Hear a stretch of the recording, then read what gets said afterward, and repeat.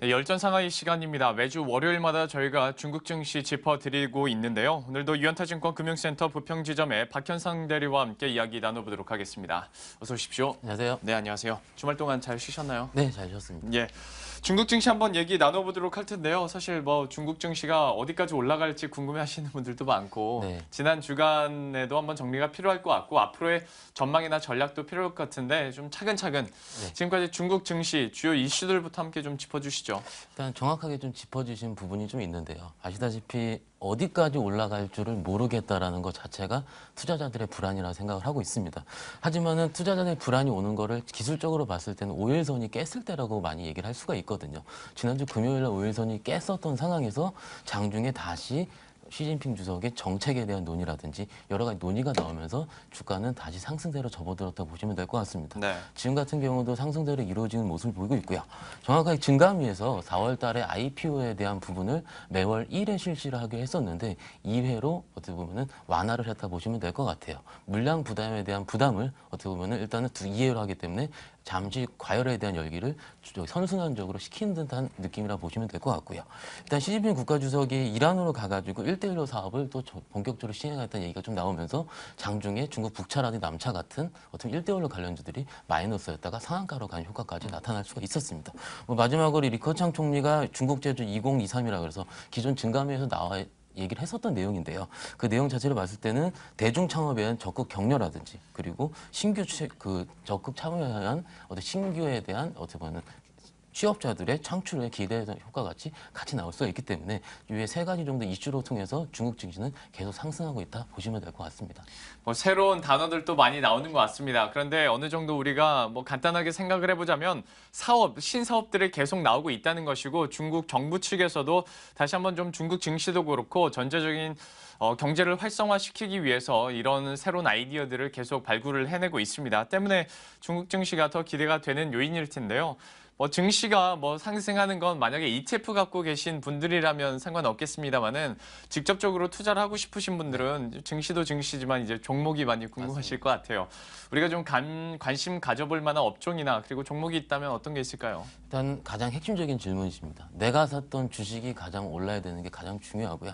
오늘은 상해 자동차라는 종목을 준비를 해봤습니다. 네, 상해 자동차에 대해서 여러분들도 들어보신 분들 계실까 싶은데요. 한번 구체적으로 한번 설명을 들어보도록 하겠습니다. 주요 어떤 회사인지 그리고 어떤 모멘텀들이 있는지 그리고 앞으로의 전망은 어떻게 되는지 정리를 좀 해주시죠. 일단은 상해 자동차의 차트를 제가 먼저 좀 띄워놔 봤습니다. 그 이유 자체로 봤을 때는 투자자분들께서 가장 궁금해하게 생각하는 부분은 많이 올랐다라는 부분. 네. 지금 1대1로 같은 정책적으로 2배, 3배 이상 난 종목을 잡아야 되느냐는 질문.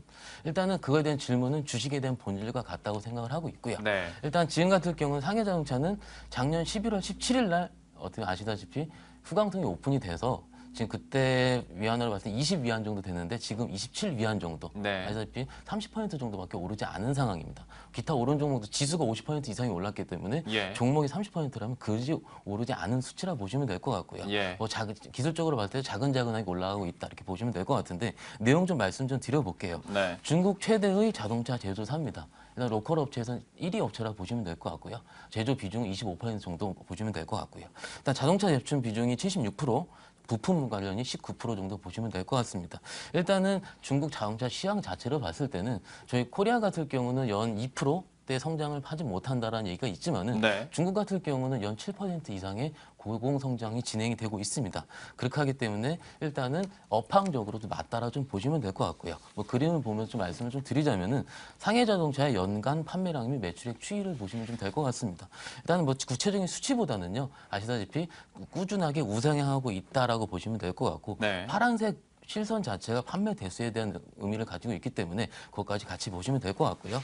그 다음에서 좀 고무적으로 생각하는 부분은 1000명당 중국 자동차 판매량 추이라 보시면 될 것 같아요. 일단은 지금 1000명당 지금 수치로 보시면은 지금 16명이 되질 않습니다. 네. 그만큼 일단은 저희 나라로 치면은 옛날 90년대식의 그전으로 일단 회귀되어 있는 느낌을 보시면 될 것 같아요.